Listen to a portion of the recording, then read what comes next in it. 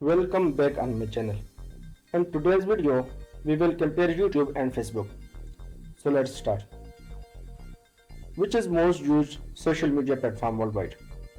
YouTube has 2.49 billion users and Facebook has 3.03 billion users. How to monetize them? Let's know the current monetization policy. YouTube monetization requires 1000 subscribers, while Facebook should have 10,000 followers or page like. YouTube will count view and video longer than 30 seconds, and Facebook count view and video longer than 60 seconds. To monetize YouTube, must have 4,000 hours of watch time. To monetize Facebook, must have 10,000 hours of watch time.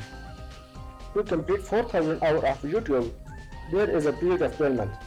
To complete 10,000 hours of Facebook, the time limit is only 2 months.